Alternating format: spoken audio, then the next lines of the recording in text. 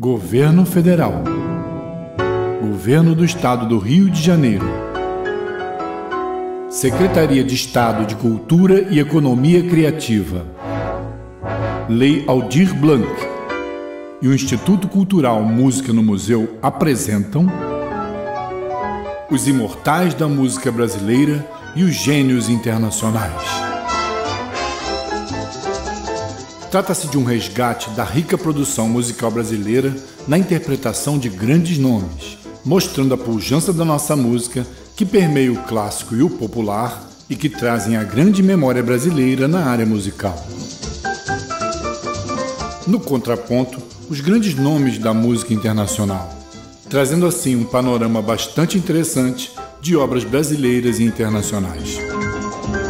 Esperamos a presença virtual de vocês assistindo nossas apresentações diárias às 13 horas. É o resgate do Música no Museu, com a participação de excelentes musicistas brasileiros de grande expressão nacional e internacional.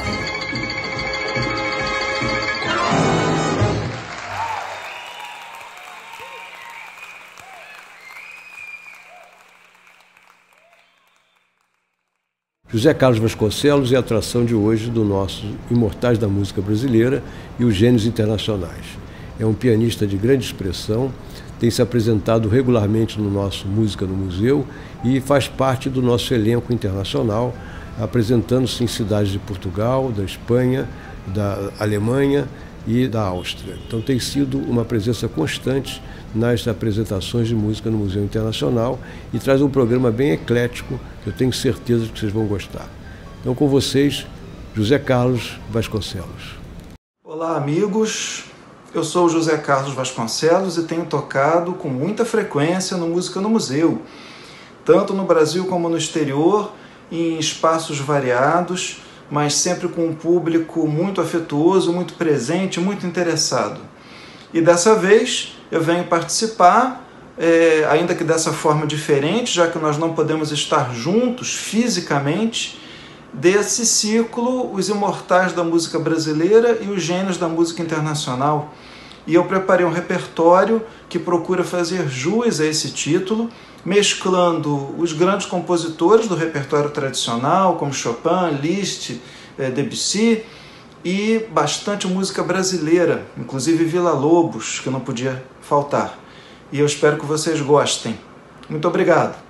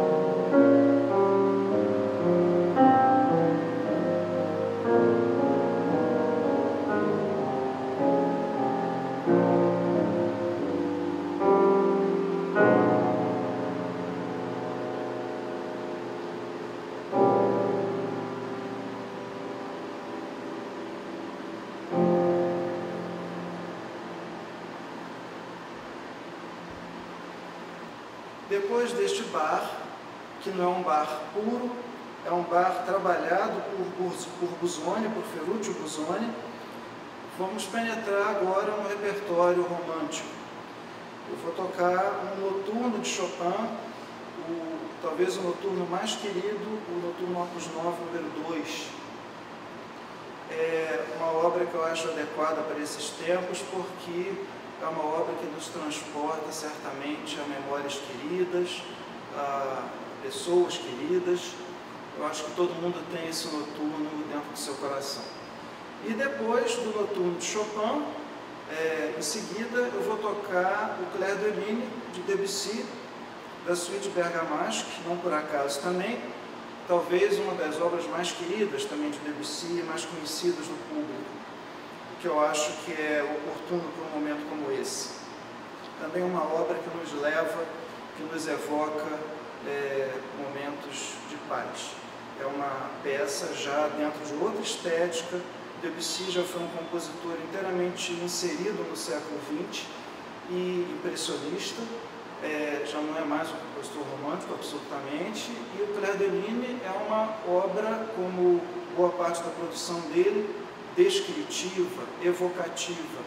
É uma obra, como o próprio nome está dizendo, que procura sugerir as sensações de uma noite de luar.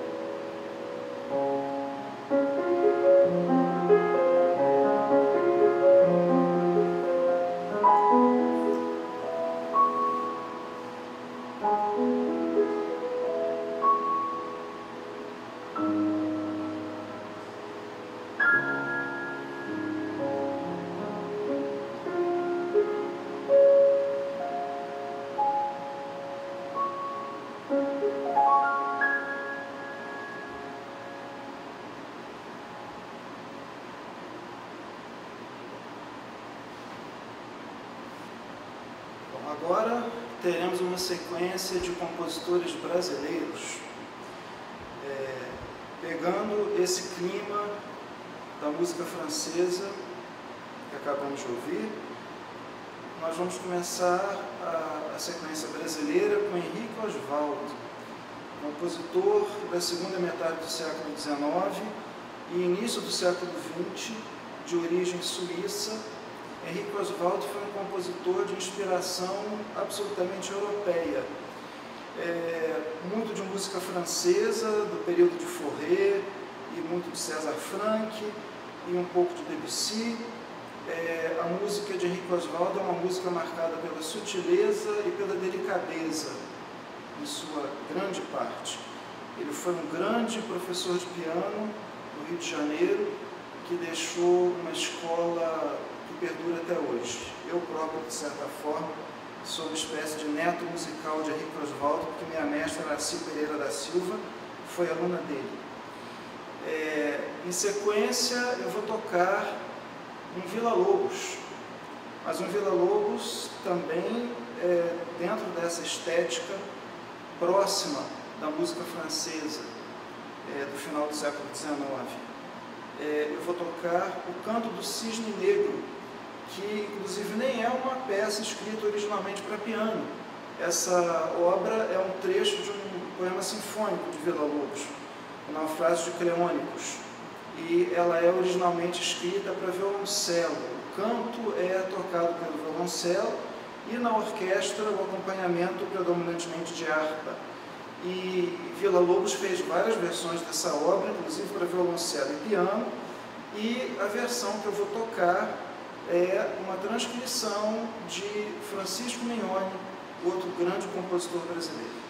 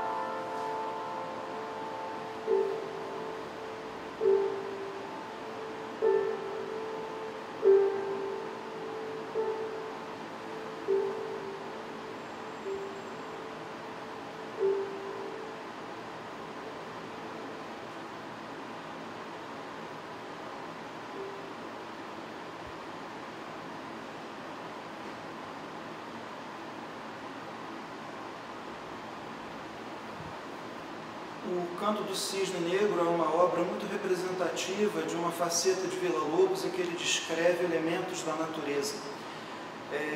Todo o acompanhamento do canto no piano é evocativo do som das águas, né, servindo de leito para o cisne. Essa transcrição é uma obra de arte também, foi Mignone que fez essa transcrição, Francisco Mignone. De Mignone, então, agora na sequência, eu vou tocar, na verdade, uma peça que não é também escrita originalmente para piano. É uma canção de Mignone, é o improviso, uma das canções mais conhecidas e queridas de Francisco Mignone, e que tem um acompanhamento muito pianístico. A parte do piano nessa canção é quase uma peça autônoma, e é com base nisso que eu vou tocar essa cançãozinha para vocês.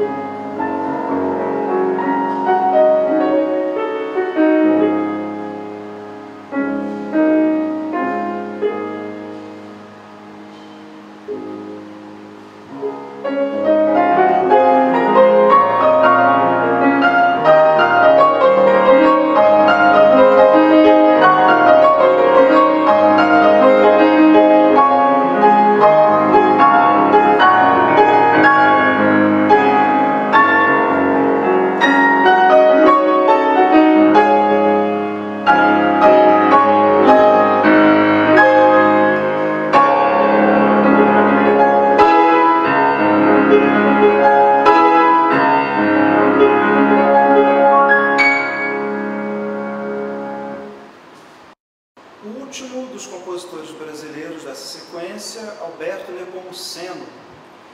Este ano são 100 anos de morte de Nepomuceno, que morreu em 1920. E a inserção dessa peça é não só uma ideia de fechamento, de começo de fechamento para esse repertório, mas também uma homenagem ao centenário da morte do compositor. A prece é uma peça bastante simples, bastante singela. Ela foi escrita originalmente para violino e piano, e essa transcrição para piano solo é de Barroso Neto. É uma obra muito representativa, embora pequena, Nepomuceno soube ser grande nas pequenas coisas. E essa peça é muito representativa de um caráter nacionalista de Nepomuceno, mas um nacionalismo muito sutil, muito intimista. Essa prece é praticamente uma modinha em forma de oração. Vamos ouvi-la.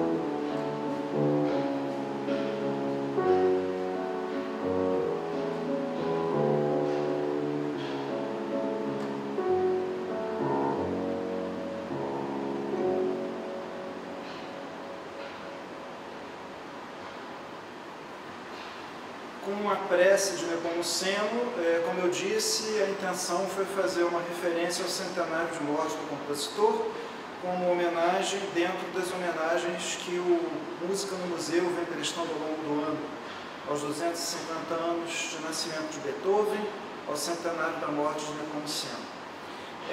Quero deixar também registrado aqui de público o meu agradecimento ao Sérgio Costa Silva, ao Música no Museu, que sempre me prestigia, ao Centro Cultural aqui do Museu da Justiça, pela cessão desse espaço e pela acolhida. Muito obrigado. E continuando, já chegando ao final do concerto, uma obra que eu acho que precisa ser tocada de vez em quando. Eu vou tocar de Liszt, a segunda lenda de São Francisco, que é São Francisco de Paula caminhando sobre as ondas. Dos dois São Franciscos, aliás, dos três São Franciscos famosos, né? O de Assis, o de Paula e o Xavier, Liszt compôs duas grandes obras, uma em homenagem a São Francisco de Assis, pregando aos pássaros, e esta que eu vou tocar aqui, que é a segunda lenda, que é São Francisco de Paula caminhando sobre as ondas. Essa obra, claro, ela é fruto de uma inspiração católica do compositor, confessadamente católico, mas é uma obra que tem um significado ecumênico, como Liszt foi uma personalidade ecumênica universal. A obra é um verdadeiro poema sinfônico escrito para piano, porque ela tem uma história para contar, ela procura representar o famoso episódio da travessia do Estreito de Messina, o São Francisco de Paula. Ele chegou aos barqueiros e pediu que eles o atravessassem para o outro lado, né? E os barqueiros se recusaram porque não tinha dinheiro para pagar. E ele disse, não importa, com a minha fé eu chego. De fato chegou. Ele começou a caminhar sobre as águas e realmente chegou ao outro lado da travessia. E se isso é um fato, se isso é uma lenda, se isso é uma história com valor puramente simbólico, não tem a menor importância. Nem Liszt se preocupou muito com isso, tanto que o nome da coletânea é Legende, lendas. Se isso é só uma lenda, ou se de fato isso aconteceu, o que importa é o significado que a gente extrai dessa história, e que eu acho que é muito oportuno para esse momento que a humanidade vem passando, né? Quer dizer, é o triunfo da fé e da perseverança sobre a adversidade. Então é uma grande obra, uma obra virtuosística, bastante difícil, e ele representa ao longo de toda a música a luta do homem, não é, contra os elementos da natureza, contra as águas. A gente ouve o roncar das águas no piano e até que no fim, o triunfo final de chegada ao outro lado do estreito. E no final da obra, então, há um episódio tranquilo, pequeno episódio em que procura representar uma espécie de coração, e no final bastante triunfal. Essa é uma grande obra e eu já toquei alguma outra vez no Música no Museu, e infelizmente a gente não pode estar junto dessa vez, mas eu espero que vocês possam aproveitar na medida do possível. Muito obrigado.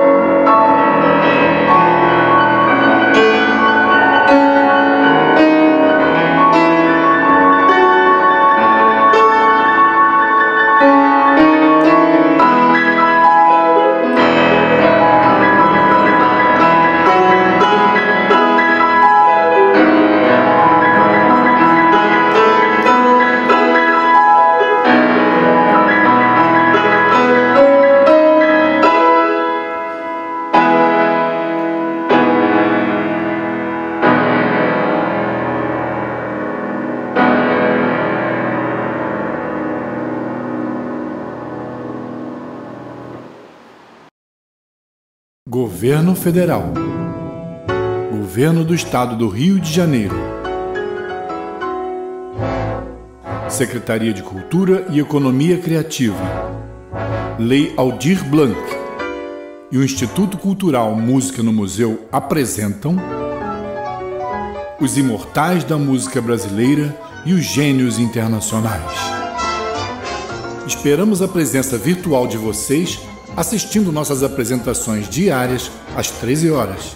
É o resgate do Música no Museu, com a participação de excelentes musicistas brasileiros de grande expressão nacional e internacional.